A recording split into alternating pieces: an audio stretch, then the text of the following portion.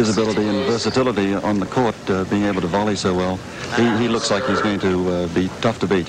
You see, McEnroe leads 12-11. The last meeting was the 1985 World Team Cup in Germany. Lendl won that 6-3 in the third. First ball in the air, the final of the Volvo International, McEnroe serving.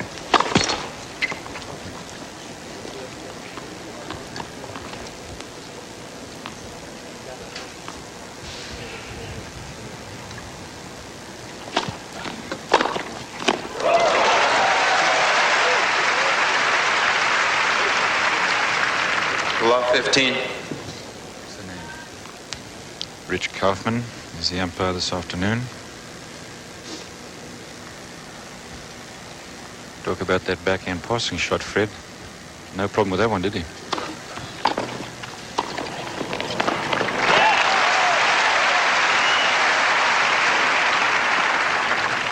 All. Good serve by McEnroe there. Now, Lendl, if he gets time to set himself, as he did on that return of serve on the first point of the match, if he gets time to set himself, he's very dangerous off that backhand side, both sides, actually. Although he's running forehand, I think it's a lot better than his backhand, running backhand.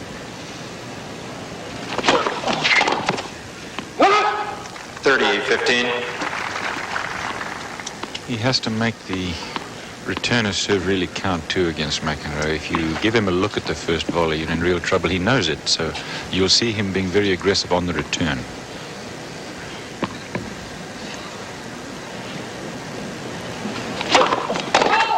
There are certain players you can play against. You say, I've just got to make him play. Eventually he'll start missing.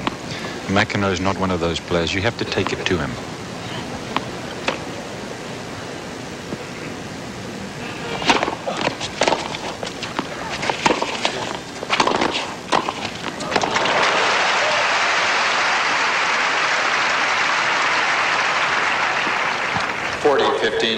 Huge crowd here today, absolutely packed to capacity. Just on 11,000 seats in this new temporary stadium. When the tournament's finished, start taking the stands down, and it takes a week to do so.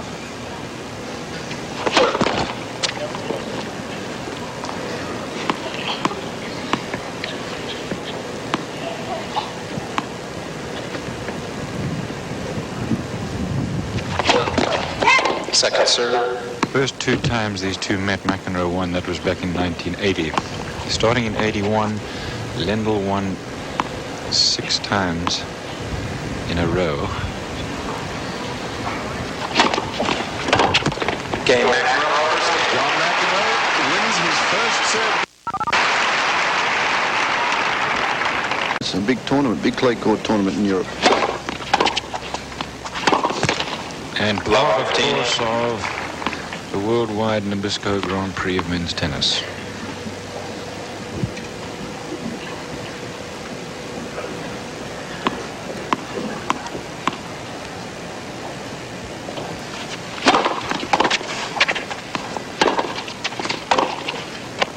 Yes. Love 30. That was interesting because I felt that Lendl thought that ball was going long. It just dropped inside the baseline. An early opportunity here for McEnroe. Love 30.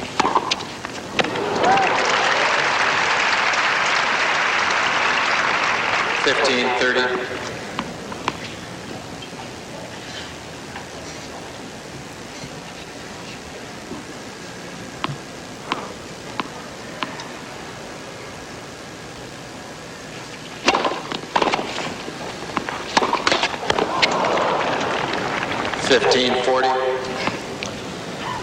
No, I think Ivan Lendl there taking a deep breath, trying to get himself going. He's going to try and be a little more aggressive in the start of the match, and he's done that, but he's missed a couple.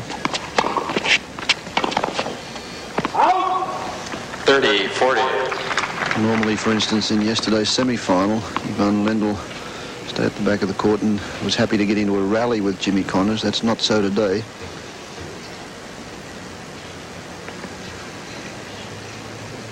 Second game of the match. Break point.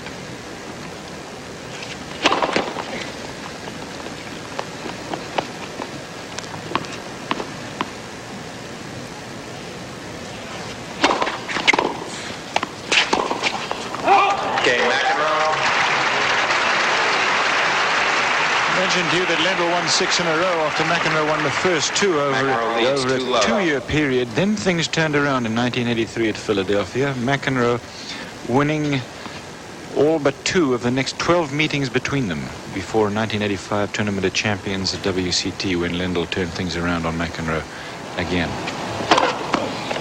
Well, McEnroe's achieved the first service break, and that's first 15 love. ace of the match. And you can see his game plan is to attack that second serve, put the pressure on the passing shot from Ivan Lendl.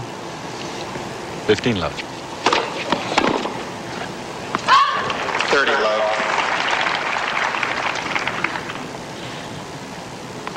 Lendl has been talking about the altitude all week. It is a factor, make no mistake.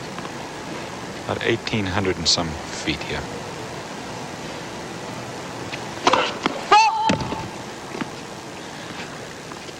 And there is no concession as far as the tennis balls are concerned to the altitude, so they fly through the air.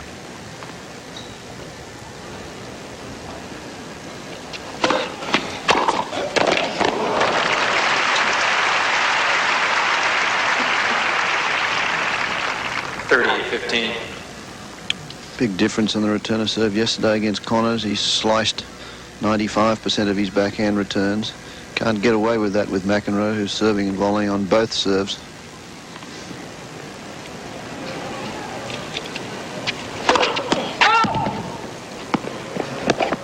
Exactly right, Fred, against Connors, who was staying back after his first and second serves. That's all he had to do. Very different story against McEnroe. You've got to take it to him.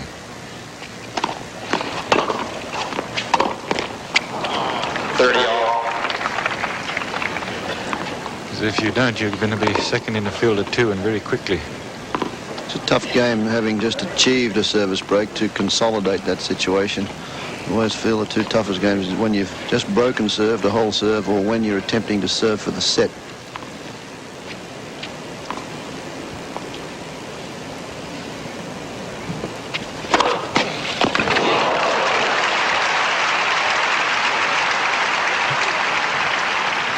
And that's true really, because there's a little added pressure on you, but more importantly, your opponent, who has just been broken, feels that he has little less to lose and starts to go for things, and that makes a difference as well. 40-30 game point for McEnroe for 3 love first set. McEnroe just makes it look so easy, doesn't he? If you give him a look at the volleys, he just directs that ball to wherever he wants.